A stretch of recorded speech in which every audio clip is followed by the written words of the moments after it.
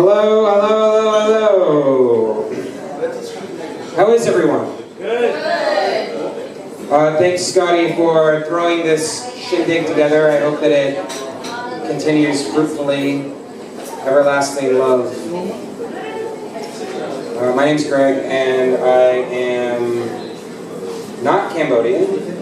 I am from Seattle, Washington, and before that, Philadelphia, Pennsylvania, and before that, Rhode Island, and before that, Maine. And I just have a few vignettes to read. These are small poems that have been gutted from the previous forms that they were in. The first goes like the last dream of death, green and unspun, the knuckle leaning, attuned to feeble tales of the table. 1. A single blackbird in a golden cage, its yellow beak, its blackest eyes, my eyes, in the dusty mirror of a black moto, dart like daggers, slicing chicken wings, or Orosai markets. And this one is from the Institute of Technology. There was recently a conference there called Bar Camp. And the rooms at the Institute of Technology are quite stifling. There's no air conditioning, and the windows are often closed, and you get very sweaty, and this is... the heat is a thick blanket in a blanket of thick heat. If we could move, I would. If we could cool, I would. Cool your jets, I would. Cool it, I would. Cut it out, I would. Present, speaker, teacher, educator, dreams of destroying everything. When you move to a new place, you often remember the place you were in before you move to the new place. And this is a vignette about Americans, my friends and enemies in America. It will be and be it with speed and safe separation, away with them as away with me. We must separate. And while I do long for them, as most people long, and while I do reach out to them, as most people reach, scream to the wind as though they are the wind, I know that this wall of wave and spittle, these whispers and their thrift of shifted messages, can grant the storm of tides the right of fancy. In the Tulkok area of Phnom Penh, there is a street, and on this street, the only businesses that exist are the businesses that create doors and furniture. And so this is a slice of a poem called Street of Doors. I may not see the lit doorways in this heat. Their brown sheen sparkling blades of light too. A treat damned.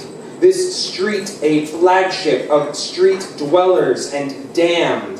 Damned to dream in right angles and shades of brown, tan, and craftsmen, built still by the hands of men, of boys their fathers taught and learned, the boys, the learners, burdened in burgundy scarves and smiles and dried skin.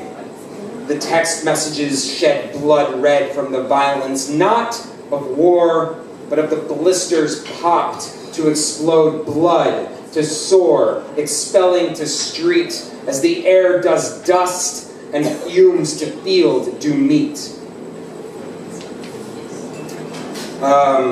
Who here has been to Diamond Island, Copeach? 2 people, 4 people, 3, 4? I go there once in a while, probably too often for my own good, and I mean, it's probably one of the more disturbing, psychologically disturbing areas of this city, simply because of the extreme difference in people that live there and people that will live there and live there. It will be built for the rich. It will be built by the rich. Love will be sucked out of it.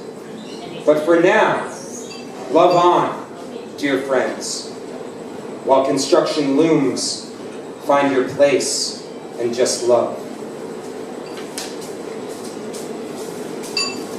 I met a family on Tonle Basak, on an island on the Basak River, who have always lived there, and after eating snail with them, I learned that their daughter was gone. She had disappeared 2 years ago. And this is called The Disappeared. It's from a poem called Disappeared. Turn the glance you made with that smile, those teeth, into a dawn to see forever, to be seen. Will you ever reflect on that, how they have lost you? They ask us to find you. The heat is not in the shade. The family grows larger as I stand here. Who are we, and what do we want visiting this island? And had my first nightmare in probably like 5 years, actually. The other night, but it wasn't really the nightmare that you would expect where you freak out when you wake up. It's more of the nightmare where you're like, I've been watching too many horror movies and I know the plot. I've been playing too many video games and I know the plot. And this is straight out of one of those. And it's called Dream About the Three Black Kids. After climbing up from room to room in the apartment, we reached the last one. And there they were, strapped to the chairs. Looking tired, hungry, deadened, I told them, let's go, we've got to get out of here, the door to the back room. From the farthest in the apartment, close the light, the crack of the door's light turned off. Then as soon as we start to leave on, it turns on and away we go, fast and faster still before I am awoken by the birds alarmed inside my computer. And I have one more poem to read, and who here has been to the exhibit upstairs? Whoa. Okay. So, this dude, he lives in Lowell, Massachusetts. His name is Chat Yerseth, and he is a fantastic poet and writer. He's also a fantastic painter. You can probably, if you have glasses or your vision is really good, you can probably see the painting on this cover. It is one of many paintings that he has done, and collages as well. There's a wonderful gallery upstairs that I encourage you all to check out. He's going to be coming here on November, what is the date? Well, he will be here in the second week of November to do a reading, and I hope you all come back to see that. His family was torn apart by the Khmer Rouge. And this poem is called About My Youngest Sister. Oh, and Dana, the proprietress of this establishment, is selling his books, so you should consider buying one. It's actually a treat to have, in English, a significant body of Cambodian poetry. About my youngest sister. My sister has frail, delicate eyes, a fragmented soul, a two-way smile, a side that's dark and unconsoled. There's no joy in her being, no light in her soul, no radiance in her spirit, no smile on her face. She travels on curved, twisted realities engineered by pain and sadness, running into barbed wire, fences of tears and concrete walls of despair, like a rubber ball of sorrow and pain that bounces back and forth. She is the youngest to bear the legacy of her siblings' abuse and control. I have no desire to become another tyrant over her. And I want to break free of her violence and screams, but sometimes her controlling impulses demand that I embrace her need and bring forth my anger and my threats. We live in one room on the 9th floor, she and I, and my sister blames me for bringing her here, as though I had coerced her to come with me to America. I wish things could be different, but this is fate. Every drop of my blood is tied to her sorrow, her grief, and the memories of injustices she encountered as a child. She remains solid in her resistance, in her vicious rage and senseless hatred against her own people, who she feels are responsible for her miseries. She wants nothing to do with Cambodians in America. She does not want to be vulnerable to their gossip, their spreading of lies about her. What she says might be used against her.